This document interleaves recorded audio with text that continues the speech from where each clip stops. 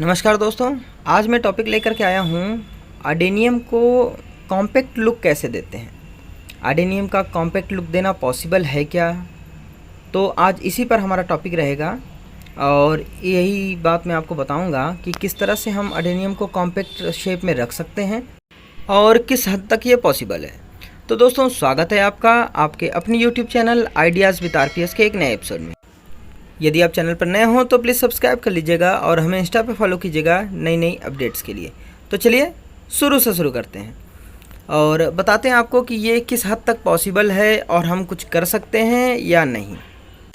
तो अडेनियम के compact shape के लिए दो कंडीशंस होती हैं, एक तो जेनेटिक्स और दूसरा होता है एटमॉस्फेयर। आप सामने में आपको प्लांट दिखा रहा हूँ, ये देखिए यहाँ पर जो कट किया था, यहाँ पर देखिए आपको दिख रहा होगा हल्का सा एक पॉइंट जैसा, ये पूरी तरह से हील हो चुका है। इसका मैंने टॉप कट किया था, जैसा मैंने आपको बताया था ना ऊपर से कट करने के लिए, तो इसको सीडलिंग के टाइम ही कट किया था और आज ये जो है एकदम मैच्योर हो चुका है। ये देखिए आपको दिख रहा होगा। तो ये जो प्लांट्स हैं ये कॉम्पैक्ट शेप में कैसे आते हैं? ये कॉम्पैक्ट शेप में आने का सबसे बड़ा रीज़न है इनका जेनेटिक्स। इनके जो मदर प्लांट्स होते हैं, जो इनके प्रीवियस जिस प्लांट की शीड्स हैं, उनको क्रॉस ब्रीड द्वारा इस तरह से किया गया कि जो उनकी जनरेशन आ रही है वो बोनी आ रही है, डॉब शेप में आ रही है। तो ये जो है आपको सबसे पहली बात तो ये हो गई कि जो जेनेटिक्स होता है, जो इनके माता पिता हैं, उनका असर इनको दिखता है। ये देखिए सामने आपको एक प्लांट दिख रहा है, ठीक है। इस प्लांट को आपको दिखाऊं, इसका मैं कितनी भी कोशिश करूंगा इसकी हाइट को कंट्रोल नहीं कर पाऊंगा, ठीक है। लेकिन कुछ हद तक कंट्रोल होगी, लेकिन वो क्वालिटी नहीं आएगी, वो मल्टीपल ब्रांचेस नहीं आएंगी और वो कॉम्पैक्ट लुक नहीं आएगा।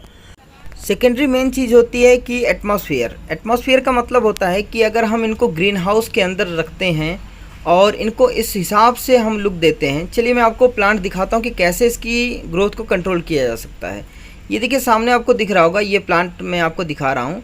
इसमें देखिए इंटरनोडल गैप्स ज़्यादा हैं, लेकिन यहाँ इसी प्लांट में देखिए एक स्पेस है, देखिए इंटरनोडल गैप्स आपको दिख रहे होंगे। ये देखिए एक जगह आपको दिख रही है, ये स्थान जो दिख रहा है इसमें देखिए इंटरनोडल गैप्स एकदम कम है। तो यदि हम अपनी प्लांट की ग्रोथ को इस तरह के माहौल प्रदान करें जिस तरह के माहौल में वो ग्रोथ हुई है, जो इंटरनोडल गैप्स दिख रहे हैं, तो हमारा प्लांट कॉम्पैक्ट हो सकता है, ठीक है। 100% नहीं, लेकिन कॉम्पैक्ट हो सकता है। ये आपको एक और प्लांट दिखा रहा हूँ, इसमें ब्रांचेस देखिए नीचे से ग्रोथ हो रही है। ये ऊपर का ये देखिए, ये पॉइंट जो दिख रहा है ना आपको, ये इंटरनोडल गैप्स हैं। जो पत्तियां निकलती है ना, जो पत्तियां निकलती हैं उनके बीच में जो गैप होता है उसको इंटरनोडल गैप कहते हैं। तो ये गैप जितना कम रहेगा उतना ही पौधा आपका कॉम्पैक्ट शेप में रहेगा।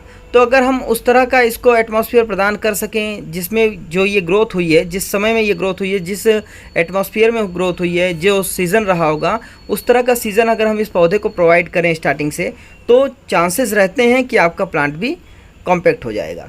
और ये देखिए आपको ये प्लांट आपको दिख रहा होगा, इसमें देखिए इंटरनोडल गैप्स कम है। मैं बरसात से पहले कट करने के लिए पत्तियां मैंने कहा था आपसे, वो इसीलिए कहा था क्योंकि यदि इस पर ज़्यादा पत्तियां रहेंगी तो प्लांट फूड बनाएगा, और जितना अधिक फूड बनाएगा उतना ज़्यादा जो है ये स्टेम ग्रोथ करेगी, उतनी ज़्यादा इंटरनोडल गैप्स बनेगी और हमारा कॉम्पैक्ट शेप ख़राब हो जाएगा।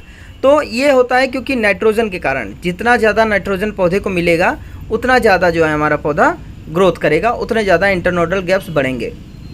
आपको ये सामने एक प्लांट दिखा रहा हूँ, सेम एज का प्लांट है। ये देखिए ये कितना लंबा है, ठीक है। ये सामने आपको दिख रहा है, देखिए कितना लंबा प्लांट है। उन प्लांट्स के सामने तो ये जो है काफ़ी हाइट लिया हुआ है। आप देख सकते हैं एक ही दिन दोनों सीड्स को लगाया गया है, लेकिन दोनों की हाइट में अंतर देखिए आप, ठीक है। तो ये क्वालिटी होती है जेनेटिक्स का, जो जनरेशन है इसका। ये जो प्लांट है ये लॉन्ग शेप का ही प्लांट है, इसमें मैं नीचे कट करूँगा मुझे कोई फ़ायदा नहीं मिलेगा, ठीक है, क्योंकि इसका ये लुक है, एनाकोंडा वैरायटी है। और ये प्लांट आपको दिख रहे हैं, ये जेनेटिक्स के कारण ही ऐसे हैं।